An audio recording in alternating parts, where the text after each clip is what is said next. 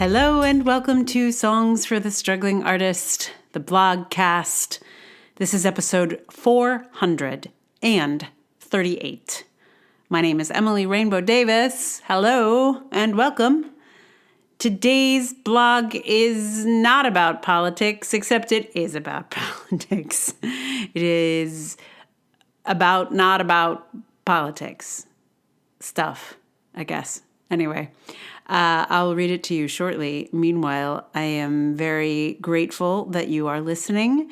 If this is your first time joining me, hello and welcome. I will say just a few more words, then I will read you the blog, and then I will sing you a song. And that is how this goes.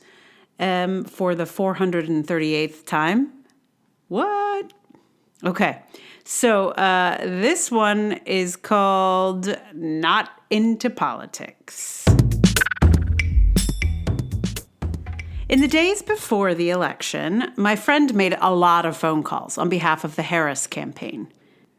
He spoke to quite a few people who were truly undecided. They really exist. He told me about someone who said, "I just don't know anything about the candidates." And I was so jealous of them. How is it possible to avoid knowing about these people? I do not try to learn a lot about these folks, but it seems like it's just in the air. Are these folks not breathing the same air as me?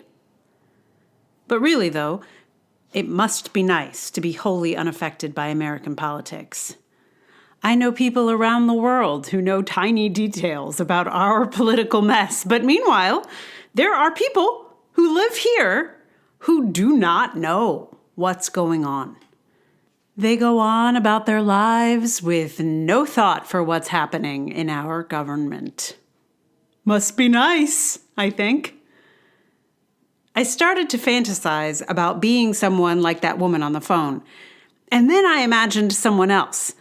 Someone so distraught, so obsessed with politics that she makes a wish to forget all knowledge and interest in politics.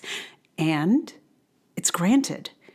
She walks around happy and content with her life, unconcerned with what's happening to her neighbors or her own rights.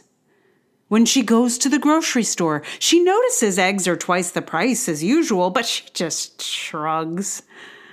Her friends try to talk to her about their fears and concerns, but she just smiles vacantly and changes the subject. She's blind to political signaling, and so she just chats with everyone and finds them all perfectly nice. She probably loses some friends. But she forgets it instantly because she's magically immune to politics. I thought I would want this, to forget it all.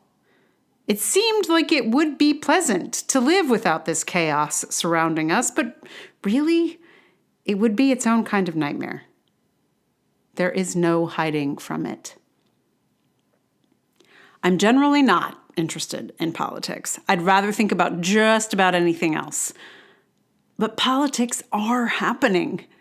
And the people we put in government matter because what they do makes an impact on us and our neighbors and loved ones. It's really magnified right now. I personally know people who have lost their jobs and people who are preparing to lose theirs at any moment. I'm worried about how close this Project 2025 thing is to completion. I'm worried about all the people around the world who have lost their medicine, their food, their means of survival. I'm worried about women and many others who could lose their rights to vote if this SAVE Act passes. The list of people and things I'm worried about is so long, I feel like I might spin out just trying to pick a few. It is a luxury to not have to pay attention. Before 2016, our government was relatively stable. Sure, it made sense to keep an eye on them to make sure they didn't do stupid stuff, but generally, we could live in a world where you could largely ignore politics if you worked at it. We don't live there anymore. The fox is the president again, and he's currently in the hen house with all his fox friends. And if we want to save any of those chickens or any of the eggs, we have to stay vigilant. I don't know how we stay vigilant without sacrificing our joy or lightness or hope, but I believe that is the challenge of the moment. We have to look after our chickens, all of the chickens, and their eggs. And we have to find a way to contain those foxes, even if we're not into politics. My little flight of fancy in the middle there of a woman who can wish her political self away. I had like, oh, should this be a thing? Like, should I write a TV pilot about a woman who, like, you know, wishes, like, magically has no more political instinct or whatever? And then I was like, I'm already bored. But I thought it is an interesting thought experiment, and that is what happened here. I just continued the thought experiment. I was like, okay, she wishes her political self away, and voila. Yeah, because it's like connected to that fantasy of like, oh, wow, what would it be like to not know the stuff that we know and have known? You think it might be relaxing, I think, is what I imagine. But you realize probably the reason these folks don't know anything about the political situation is because they're so busy, like, working a terrible job that they don't encounter it ever somehow. So that's probably just sad, ultimately. Anyway. So what song am I going to give you? Well, I looked up all the Fox songs. There's some fun ones. Should I do What Does the Fox Say? The answer is no. No, I should not. But I did consider it. I did. I put it on my list. I looked at it. And then there's like this kind of sweet Jason Isbell song about foxes in the snow, but it's not really about foxes. And then there's like an Elton John fox song. I think the fox is a popular animal for popular music, which I find very interesting. That's not true for all the animals, but the fox is one that people like to sing about, I think.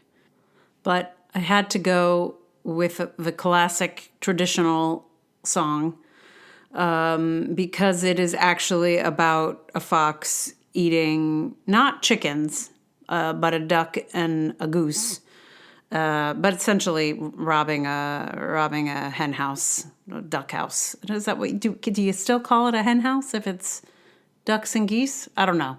In any case, it is essentially about what I mentioned here at the end. And, you know, this is a song I knew from my childhood. And for whatever reason, I could only ever remember like the first two lines of the song, which is the fox went out on a chilly night, prayed to the moon to give him light. And that is all that I remembered about the song. Well, turns out it's a song about a fox stealing a goose and a duck, at least, eating them with his family. And it is a lot more visceral than I would imagine. This is like really into the details of the carnivorous fox, I have to say. So, you know, wow. So it's appropriate for this particular blog post, I feel. I also just think it's very interesting that this song is like mostly from the perspective of the fox. Like we don't get a lot of songs from the perspective of the predator. And it's very interesting. I feel like I want to think about it some more, but I don't have any answers. I'm just fascinated by the choice. But the perspective does shift. It starts with the fox and then goes to the farmer's wife and the farmer. The farmer's wife is probably also a farmer, it occurs to me now. How about the farmer and the farmer's husband? Also, she's called the old gray woman and he's called John. So, anyway, it's a traditional song, I think. Yeah, I'm going to just sing it for you very shortly. Meanwhile, thank you so much for listening. If you like this podcast, please tell someone about it. Like, review, subscribe. Anything you might do for another podcast, give it a try for this one. It'll help. All those 5 stars on Apple especially really are helpful, and I am grateful to each and every one of you for doing that. And if you'd like to support this podcast more fully, financially, you can do that on patreon.com/Emily R. Davis. Or you can do it on Ko-fi or PayPal. All those links are in the show notes. You could also do a paid subscription on Substack. You could be the first one. That would be cool. You could also, if you prefer to read things on Substack, I don't post as quickly over there because I just, I don't. But I will if someone is like super into Substack. So far, it is not. I have some followers there, but it's not like a big deal. So that is why I'm a little relaxed about it. Apologies to those who prefer to read on Substack, but so anyway, thank you all for reading, listening, being a part of this little world. It is what keeps me going. So I am very grateful for you. And what else do I need to tell you about the fox who goes out on a chilly night? I don't think much. It is, kind of a traditional folk song. It's weird enough, though, that I think, did someone write this and then we just forgot who they are? I don't know. I have questions. Anyway, please enjoy The Fox.